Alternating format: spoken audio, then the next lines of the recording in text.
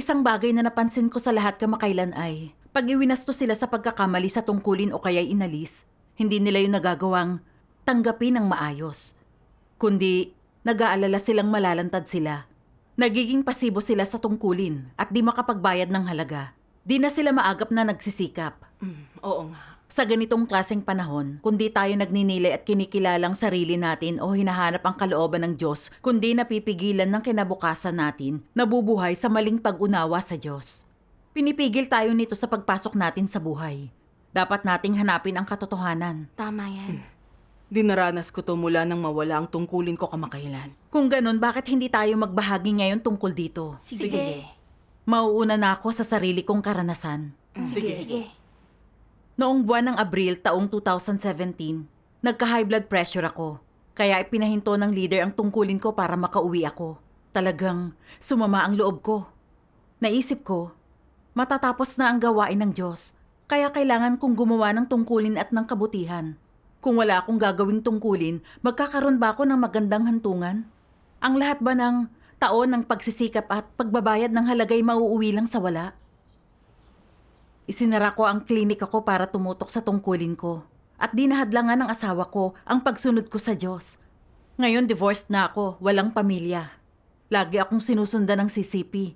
Lagi akong hinahanap sa mga magulang ko. Ni hindi ko sila mapuntahan. Hindi ko na alam kung saan pupunta. Kinupkup ako ng isang sister. Nag-fellowship siya sa akin ng kalooban ng Diyos. Pero talagang nainggit ako nang makita kong abala siya sa tungkulin niya. Hindi ako makagawa ng tungkulin dahil meron akong sakit.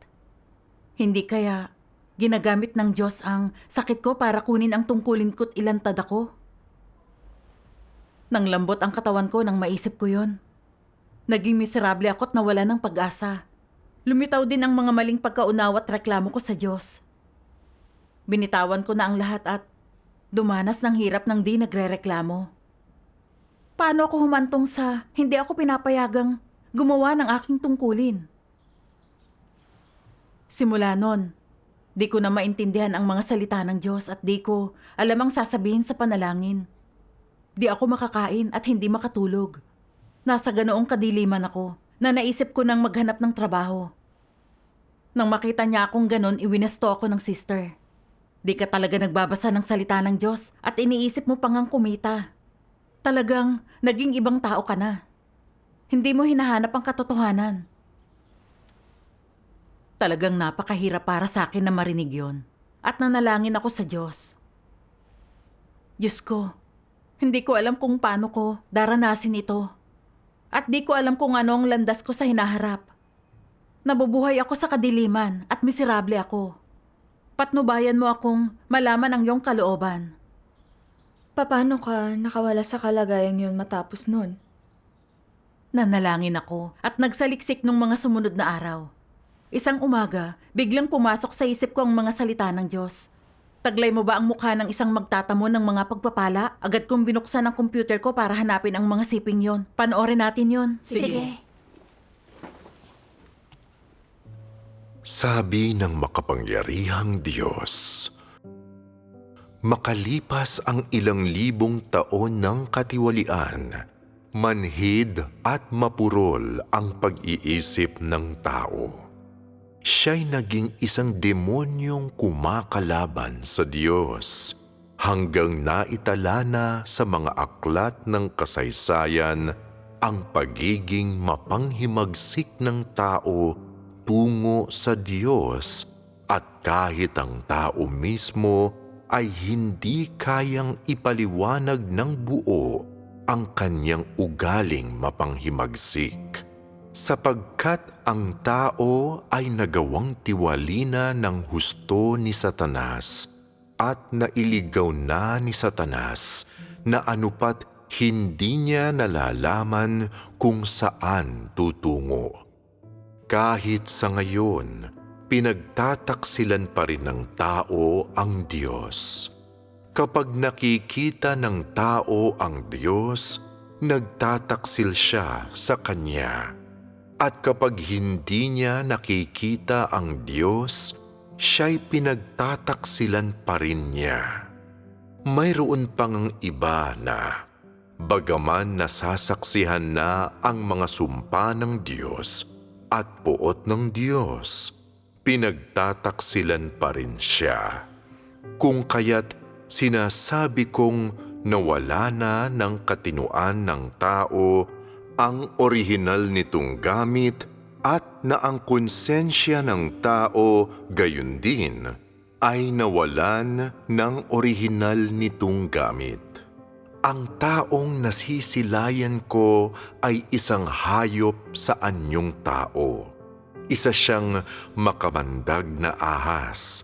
At gaano man niya subukang magmukhang kahabag-habag sa mga mata ko, hinding-hindi ko siya kaaawaan, sapagkat ang tao ay walang pagkaunawa sa pagkakaiba ng itim at puti, sa pagkakaiba ng katotohanan at di katotohanan.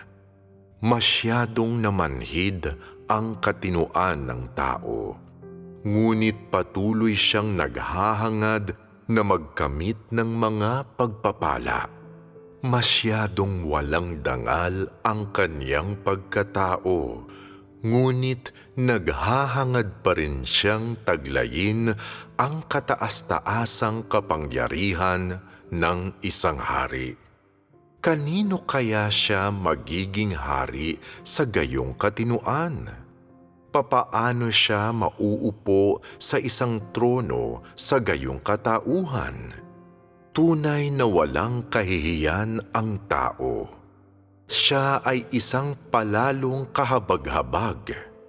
Para sa inyong nagnanais magkamit ng mga pagpapala, ipinapayo kong humanap muna kayo ng salamin at tingnan ang inyong sariling pangit na larawan. Taglay mo ba ang mga kinakailangan upang maging hari? Taglay mo ba ang mukha ng isang magtatamo ng mga pagpapala? Wala pa rin kahit katiting na pagbabago sa iyong disposisyon at hindi mo pa naisagawa ang alinman sa katotohanan. Ngunit hinahangad mo pa rin ang isang magandang kinabukasan. Nililinlang mo ang iyong sarili. Naniniwala ang isang tao sa Diyos upang makatanggap ng mga pagpapala. Hindi ba ito ang laman ng puso ng lahat ng tao?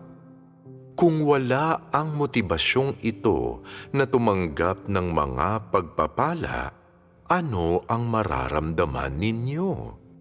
Sa anong saloobin ninyo gagampanan ang inyong tungkulin?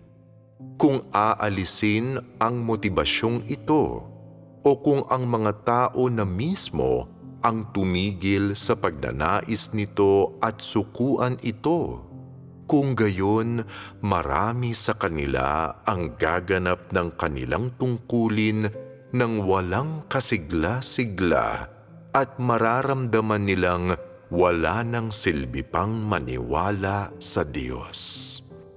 Para bang tinanggalan na sila ng kanilang mga kaluluwa. Ang bagay na ito ay nasa pinakakaibuturan ng kanilang mga puso.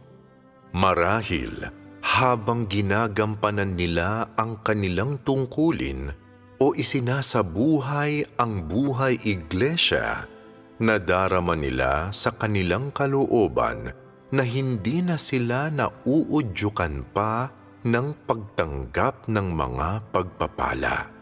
Ngunit hindi naniniwala ang Diyos na gayon nga.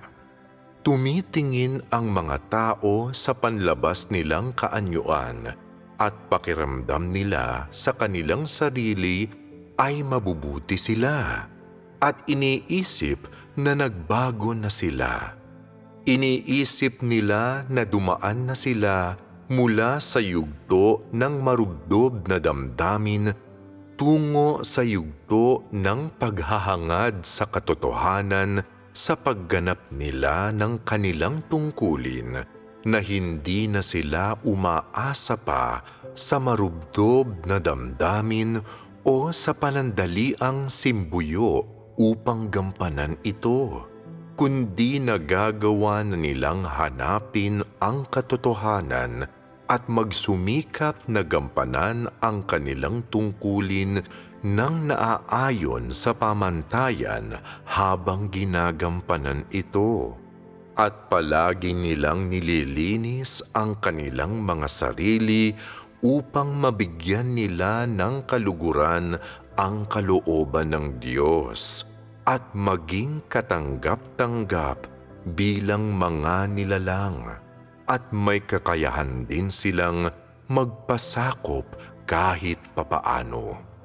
Ngunit kapag may lumilitaw na bagay na may tuwirang kinalaman sa kanilang patutunguhan at kahahantungan, ganap na nabubunyag ang tunay na mukha ng mga tao kung paano sila umasal. Amen. Wala akong mapagtaguan dahil sa mga salita ng paghatol ng Diyos. Dati alam ko sa teorya na hindi lang para sa biyaya ang pananalig. Pero hindi ko tunay na kilala ang sarili ko. Talagang inihayag ng sitwasyong ito ang motibasyon ko para magkamit ng mga biyaya. Binitawan ko na ang lahat. Sinara ang klinika ko't ginawa ang tungkulin ko. Nagtiis ng maraming hirap, anuman ang mangyari. Ang akala ko, sa paggawa ng mga ganoong sakripisyo, makakamit ko ang pag-ayon ng Diyos at magkakaroon ng magandang hantungan. Kaya talagang naengganyo ako sa aking tungkulin. Ngayon di ko na magawa ang tungkulin ko dahil sa kalusugan ko. Kaya akala ko, wala nang hantungan ko't sira ng pangarap kong mga biyaya. Masyado akong malungkot para kumilos. Bukod sa nagsisi ako't binitawan ko ang lahat, sinisi ko ang Diyos, nangatwiran at lumaban sa Kanya. Tinuring ko ang mga sakripisyo ko bilang kapital para makipagpalitan sa Diyos. Iniisip na ang mga paghihirap ko'y babayaran ng Diyos ng magandang hantungan. Nang mawala yun, nagreklamo ako at sinisi ko ang Diyos. Kung ganun, nakatago sa pagkanegatibo mong motibo mong mapagpala. Oo. Naalala kong mga salita niya.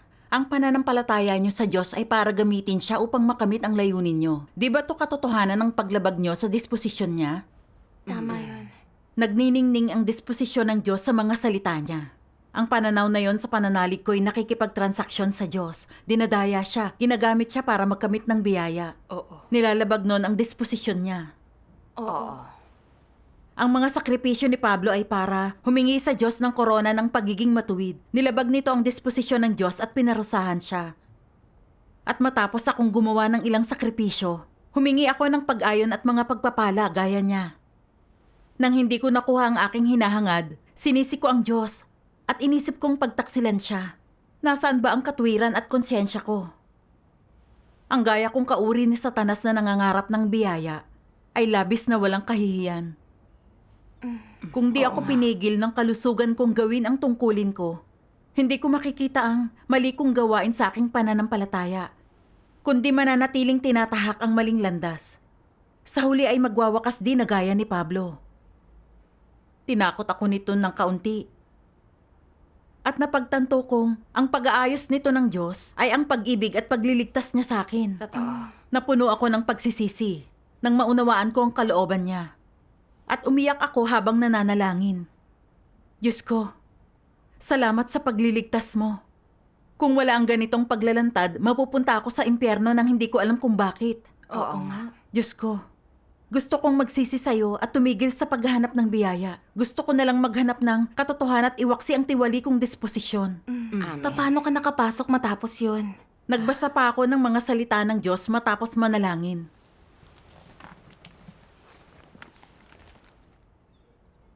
Magtutuon ako sa paglalarawan sa inyo kung paano ako nakilala ni Pedro at kung anong kinahinatnan niya sa huli. Maraming beses ko siyang isinailalim sa pagsubok, mga pagsubok, natural na muntik na niyang ikamatay. Ngunit sa kabila ng daan-daang pagsubok na ito, di siya nawala ng pananampalataya sa akin o nadismaya sa akin. Kahit nang sabihin kong tinalikuran ko na siya, Di pa rin siya pinanghinaan ng loob. Minahal niya ako ng praktikal alinsunod sa dating prinsipyo ng pagsasagawa. Sinabi ko sa kanya na hindi ko siya pupurihin kahit minahal niya ako. Na sa huli ay ihahagis ko siya sa mga kamay ni Satanas. Ngunit sa gitna ng mga pagsubok na ito, na hindi sumapit sa kanyang laman, kundi sa mga salita, nanalangin pa rin siya sa akin at nagsabing, Diyos ko, sa langit at sa lupa, mayroon bang tao, nilalang o bagay, na hindi mo hawak sa mga kamay mo ang makapangyarihan sa lahat? Kapag maawain ka sa akin, labis na nagagalak ang puso ko sa iyong awa.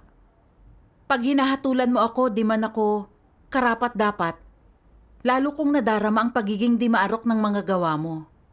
Dahil puno ka ng autoridad at karunungan. Bagamat naghihirap ang laman ko, gumiginhawa ang espiritu ko. Paanong hindi ko pupurihin ang iyong karunungan at mga gawa? Kahit mamatay ako matapos kang makilala, paanong hindi ko magagawa yon ng may galak at masaya? Amen. Dahil sa katapatan niya sa aking harapan, at dahil sa aking pagpapala sa kanya, naging uliran siya at huwaran sa tao sa loob ng libu-libong taon. Hindi ba ito mismo ang dapat ninyong tularan? Amen. Amen. Nakita ko sa mga salita ng Diyos na hindi pinigil si Pedro ng tadhana niya o hantungan. Kahit nang sabihin ng Diyos na hindi niya aayunan si Pedro at ibibigay siya kay Satanas sa bandang huli, tinuloy pa rin ni Pedro ang pagmamahal sa Diyos at nagpasakop hanggang sa kamatayan niya.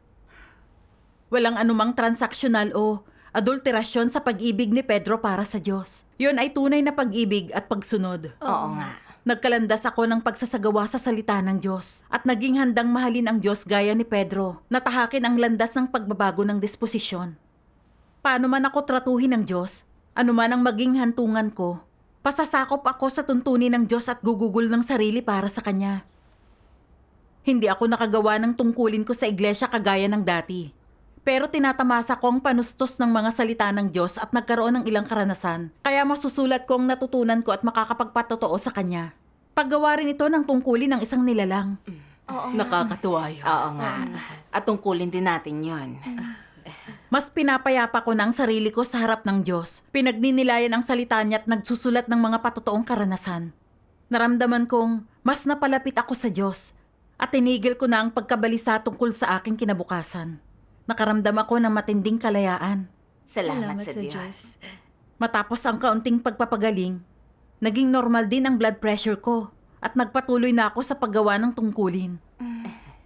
Inakala kong matapos ang karanasang yon, nagkaroon na ako ng pag-unawa tungkol sa pananaw ko sa paniniwala sa Diyos at di ako hahadlangan ng paghahangad ng biyaya. Pero matapos ang kaunting panahon, muling nagparamdam sa akin ang paghahangad na yon. Bakit? Anong nangyari? Nahalal ako bilang leader ng iglesia. Hiniling ng leader na tingnan namin ang kakayahan ng mga leader ng bawat grupo sa praktikal na gawain. At sinabi niyang walang tusong tao o yung di makatanggap sa katotohanan ang makakakuha ng posisyong yon. Naisip kong kailangan ko yung gawin agad. Na ang paggamit ng maling tao ay makakasama sa gawain ng iglesia at mga kapatid. Tama. Hindi lang ako maaaring mawala ng tungkulin bilang leader, isa rin yung paglabag, isang masamang gawain. Tama yan. Matapos ang isang buwan, nabago na ang mga kailangang baguhin at naging napakasaya ko. Pero di nagtagal, nalaman ng leader namin na yung isa sa mga pinili ko ay isang tusong tao. Talagang nakakainis para sa akin yun. Pakiramdam ko di ko inayos ang tungkulin ko at ginambala ang gawain ng iglesia. Hindi nagtagal, inulat ng mga kapatid na yung isa pa sa mga pinili ko ay mayabang. Tinanggihan niya ang suhestyon ng ibang tao. At pinagalitan at pinigil sila. Gusto nila siyang ipatanggal. Pakiramdam ko na paralisa ako dahil sa sunod-sunod na problema. Naging miserable ako. Pakiramdam ko mayroon akong mababaw na pagkaunawa sa katotohanan. Pag nagkaroon pa ng ibang problema at nakaapekto sa gawain ng iglesia, isa yung malaking kasamaan. Hindi ba yon ikakasira ng kinabukasan at hantungan ko? Pakiramdam ko, kailangan ko nang magpalit agad ng tungkulin. Isang umaga, nahilo ako. At nakita kong mataas ang BP ko sa karaniwan. Sinabi ko sa leader namin ang tungkol doon. Iniisip kong dahil May problema ako sa kalusugan. Magiging mas maganda kung ililipat niya na lang ako sa ibang tungkulin. Hindi na ganun karaming responsibilidad ko. Kalmado kong sinabi sa kasamahan kong sister. Handa kong bitawan ang pwestong ito kung kinakailangan. At gagawin ko ang anumang tungkuling magagawa ko matapos yun. Iwinasto niya ako. Sabi niya nagpapakita ako ng pagiging negatibo. At dapat akong magnilay sa sarili. Ayokong tanggapin ang sinabi niyang yun. Inisip kong nakahanda akong sumunod at gawin ang anumang tungkuling magagawa ko. Paano yun naging pagiging negatibo? Pero naisip kong pinayagan siya ng Diyos na sabihin yon. Kaya nagdasal ako sa Diyos para sa patnubay niya para malaman kong tunay kong kalagayan. Ano ang naging pag-unawa mo matapos yon? Nabasa ko ang siping ito ng salita ng Diyos.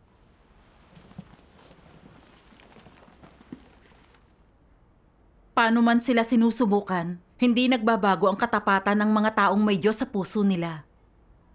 Ngunit ang mga walang Diyos sa puso, pag di kapakipakinabang sa laman nila ang gawain ng Diyos, binabago nila ang pananaw nila tungkol sa Diyos at nililisan pa ang Diyos.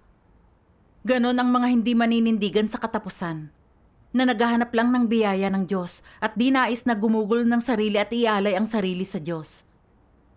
Ang mga hamak na taong ito'y patatalsikin lahat kapag natapos na ang gawain ng Diyos. At hindi sila karapat-dapat sa kahit na anong awa. Yaong mga walang pagkatao ay walang kakayahang mahalin ng tunay ang Diyos. Kapag ang paligid ay tiwasay at ligtas o may matatamong pakinabang, sila'y masunurin sa Diyos. Ngunit sa sandaling ang nais nila ay nalagay sa alanganin o di nila nakuha, ay agad-agad silang naghihimagsik. Sa loob lang ng isang gabi, maaari silang magbago mula sa isang nakangitit mabait na tao tungo sa isang pangit at mabangis na mamamatay tao. Biglang itinuturing na mortal na kaaway ang tagapagpala nila kahapon ng walang tugma o dahilan. Kung ang mga demonyong ito'y di napalayas, napapatay ng walang kurap, hindi ba sila magiging isang tagong panganib? Amen. Amen. Matindi ang epekto sa akin ng mga salita ng paghatol ng Diyos. Di ba ako yung tipo ng taong hinahayag niya? Naging masigasig at nagsikap ako nang maisip kong mabibiyayaan ako dahil sa tungkulin ko. Nung hindi, nagpakita ako ng isa pang bahagi at ayoko nang gumawa ng tungkulin. Iniisip ko lang ang kinabukasan at hantungan ko. Nang nagkamali ako, di ako nagnilay at naghanap ng katotohanan matapos ang mga kabiguan ko. Di bumawi sa kapintasan ko at nagsikap gumawa ng mabuti. Kundi natakot akong magkaroon ng responsibilidad at isa panganib ang kinabukasan ko. Gusto kong talikuran ang tungkuling ito para sa isang tungkuling mas kaunti ang responsibilidad gamit ang presyon ng dugo ko bilang dahilan. Sa panlabas, parang napakamakatwiran ko. Pero sa likod nun, natatago ang kasuklam-suklam kong motibo. Napakatuso ko talaga. Paano mo inayos ang paghahangad ng biyaya? Nagsimula akong magnilay sa kung ano ang tunay na ugat ng lagi kong paghahanap ng biyaya. Nabasa ko to sa salita ng Diyos. Sa anong batayan nabuhay ang mga tao noon, ang lahat ay nabubuhay para sa sarili. Ang bawat tao para sa sarili at bahala na ang iba, ito ang buod ng kalikasan ng tao. Para sa sarili ang pananalig ng tao, siya'y nagsasakripisyo, gumugugol at tapat sa kanya. Ngunit para sa sarili ang lahat ng ito. Lahat ito'y para magkamit ng biyaya para sa sarili. Sa lipunan ginagawa ang lahat para sa sarili. Ang paniniwala sa Diyos ay para sa biyaya. Tinatalikuran ng tao ang lahat at nakatatagal sa matinding pagdurusa para sa mga biyaya. Ito'y katibayan ng tiwaling kalikasan ng tao. Amen. Amen. Natutunan ko mula rito na lagi kong iniisip ang sarili ko dahil masyado akong ginawang tiwali ni Satanas. Ang bawat tao, para sa kanyang sarili, bahala na ang iba. Ang satanikong batas na ito ang naging kalikasan ko. Ginagawa akong mas makasarili at kasuklam-suklam. Pansariling pakinabang ang inisip ko sa lahat ng ginawa ko. Kung titingnan ang landas ng pananalig ko sa paglipas ng mga taong yon, ang sinimulan ng paggawa ko ng tungkulin ay ang mapagpala at magantimpalaan. At sa huli makapasok sa kaharian ng langit. Yung mga taon ng paghihirap ko'y hindi paggawa ng tungkulin ng isang nilalang o paggugol ng sarili para sa Diyos. Yun ay para gamitin ang Diyos, dayain siya at makipagtawaran sa Kanya. Hindi yun para mahalin at palugurin ang Diyos. Paano ko naging taong may pananampalataya? Isa akong di mananampalataya. Oo. Inangat ako ng Diyos na maging leader ng iglesia para lumutas ng problema gamit ang katotohanan, matuto ng pagkakilala at kabatiran. Pero di ko pinahalagahan ang pagkakataon. Di ako pumasok gamit ang katotohanan, kundi inisip lang ang kinabukasan ko. Nasa isang landas ako na salungat sa Diyos. Alam kong kailangan kong magsisit hanapin ang katotohanan o mawawasak ako. Paano mo binago ang pananaw mo matapos yon? Nabasa kong mga salitang ito ng Diyos sa isa sa mga devosyonal ko.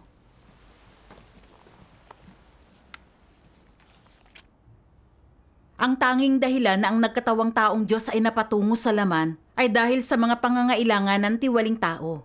Dahil ito sa mga pangangailangan ng tao, hindi ng Diyos.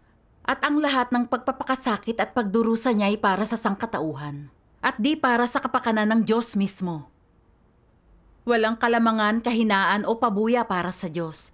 Hindi siya gagapas ng anumang ani sa hinaharap, kundi ng mga una ng utang sa Kanya. Ang lahat ng ginagawa niya at ipinagpapakasakit para sa sangkatauhan ay hindi upang makapagkamit siya ng malalaking pabuya, kundi lubos na para sa sangkatauhan. Amen. Amen. Masyado akong naantig ng pagmamahal ng Diyos ng pagnilayan ko ito. Ang Diyos, kataas-taasan, banal at marangal, ay 2 beses naging tao para iligtas ang tiwaling sangkatauhan, dumaranas ng matinding kahihiyan. Pinako sa krus ang Panginoong Hesus para tubusin ang sangkatauhan. Naging tao ang makapangyarihang Diyos sa mga huling araw, nagpapahayag ng katotohanan para maligtas. Inuusig at nilalapastangan ng sisipi at ng mundo ng relihiyon. Tinitiis niya ang lahat para gumawa sa gitna natin. Para ibigay ang mga salita niya ng walang kapalit, para lang iligtas tayo sa impluensya ni Satanas. Oo. nga. Nagbabayad ng malaki ang Diyos para iligtas ang sangkatauhan. Di iniisip ang sarili niyang pakinabang o pagkalugi. Di siya humihingi sa atin ng kapalit. Hindi siya humihingi ng gantimpala. Ang pagmamahal niya ay tunay at di makasarili.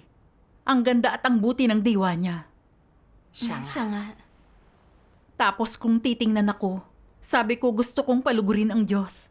Pero hindi ako naging tapat sa Kanya. Sinuportahan ko ang paggawa para sa Kanya. Para lang magsagawa ng transaksyon para sa biyaya. Ginagamit at dinadaya siya.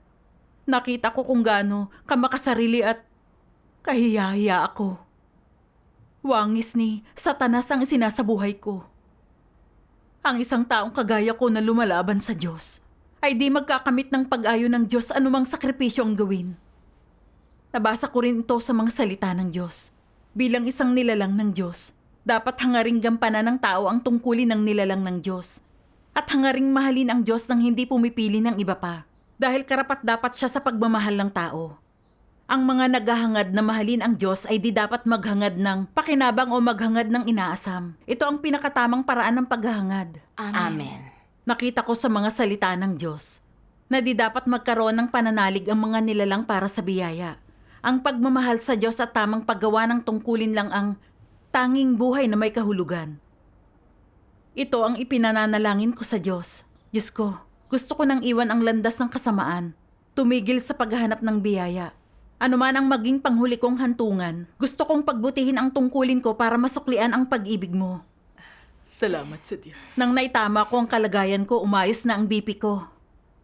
Nanood din ako ng 2 pagbasa ng mga salita ng Diyos. Panoorin natin yon. Sige.